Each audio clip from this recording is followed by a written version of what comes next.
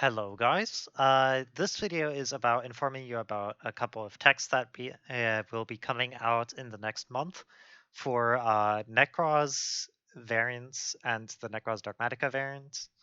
Uh, so this is mainly educational, and I will be discussing certain tech cards that go with the new releases. And all in all, I'm going to first of all start with our Dogmatica support because this is the stuff I am most hyped about. White Exalted of Dogmatica and Dogmatica.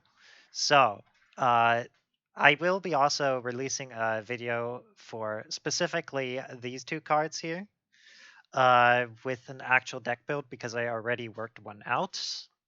So, what is relevant about these cards? White Exalted of Dogmatica is a level 4, 500 attack spellcaster ritual monster, which of course is a Dogmatica.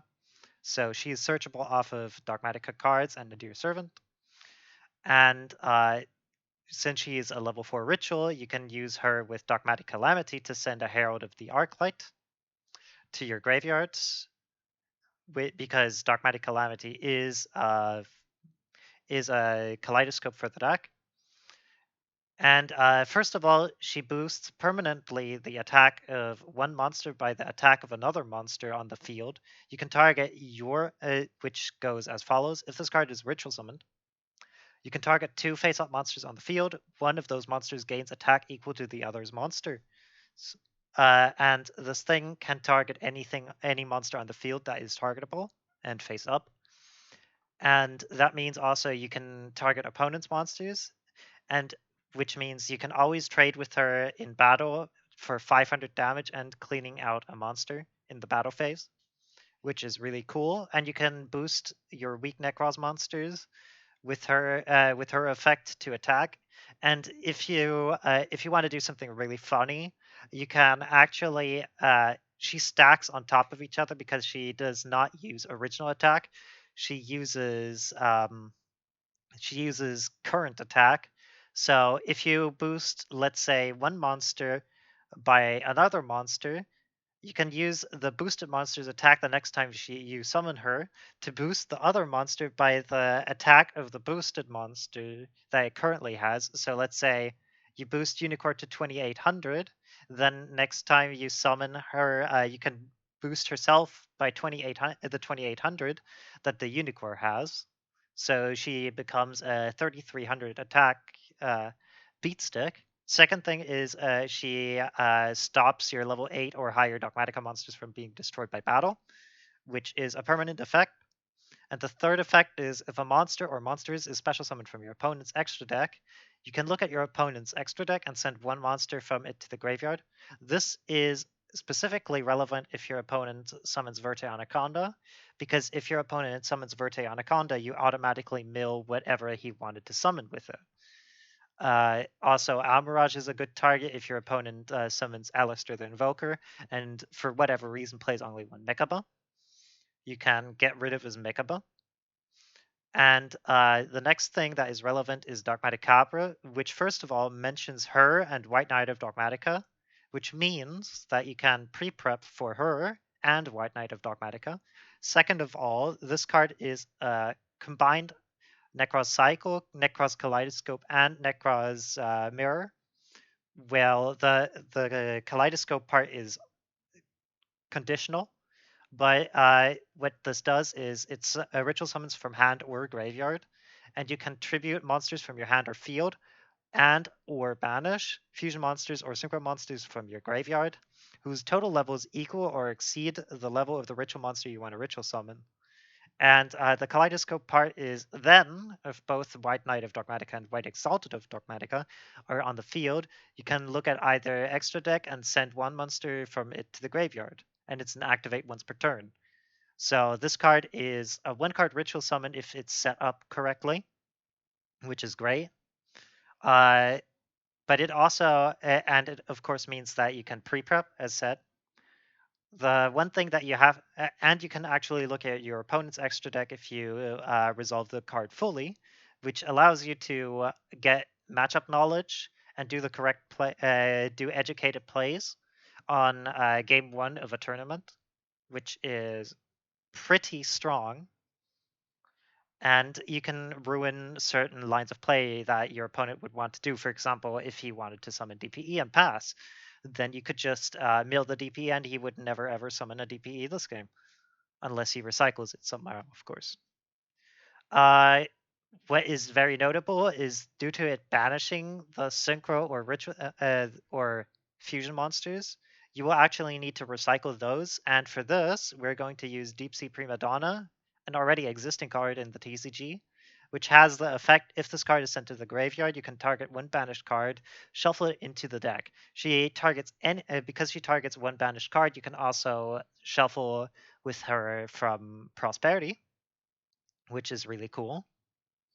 And this causes you to have a really good grind game loop. I would suggest as a ratio to play 2 Dogmatic Cobra, 1 White Exaltative Dogmatica, of course triple Nadir Servant, and 2 to 3 pre-prep if you are running this engine. Another fun fact is, of course, you can send Intus and Herald if you're using Dogmatic Calamity.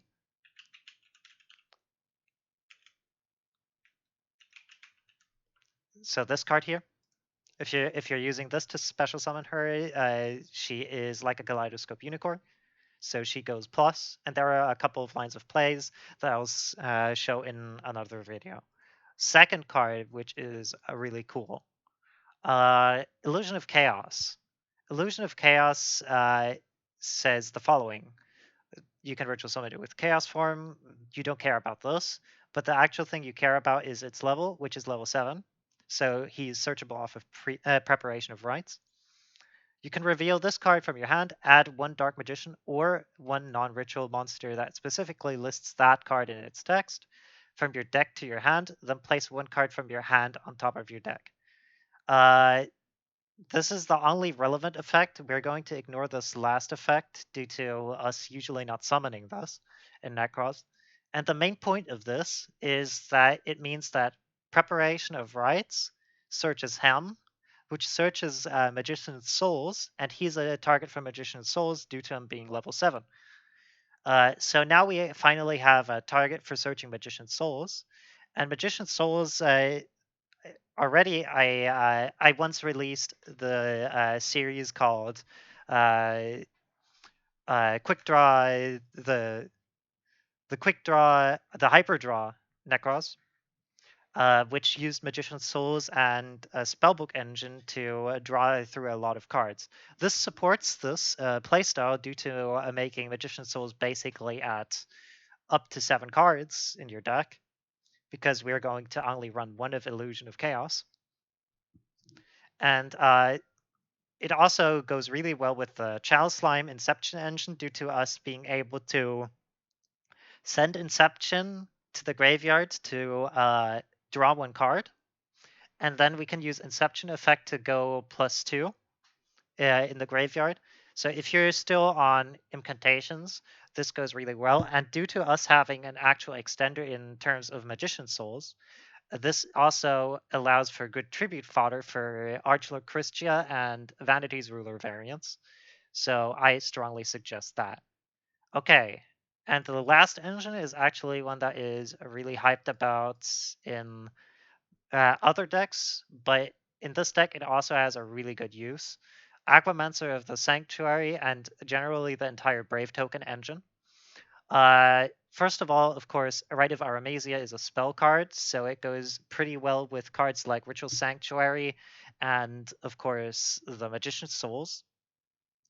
So we now can use Aquamancer as a normal summon, which we then link into Almirage, so that we can special summon Dogmatica cards. And we also can stop Nadir from getting negated with Wandering Griffin Rider. And we can also activate Journey of Destiny, which gives us more fodder for Magician's Souls. So it goes really well with both of the aforementioned engines. And also, because she is level 3, she's good tribute fodder to cycle Nekroz of Klausulos, and then using her graveyard effect to set up the Brave token engine. So if you really want to play Brave token Nekroz, that is a good option that you can run, and it would very well go with both the Dogmatica as well as the Dogmatica Christia, as well as the pure Christia incantation variant. So if you buy this because you want to run Brave Token,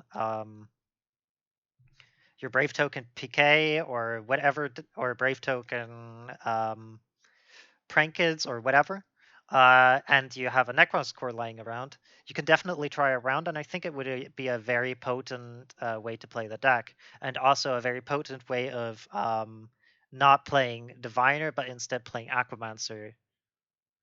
Okay, so that wraps up the coming month and the texts that you can now play in Necroz. There are probably more. I still have to read all the cards of the set. All in all, my suggestions are if you're getting Aquamancer for any other meta deck, definitely consider trying at least Brave Token Necroz engine. Otherwise, get at least one Magician Souls so that you can use Illusion of Chaos to test around with your incantations. And if you're playing Dogmatica variant, definitely get the Dogmatica ritual support. And or at least or if you don't spend any money, just test anything of these on DB or EDO Pro or whatever your site is going to be, maybe even Master Duel. Anyways, that is the video, and see ya.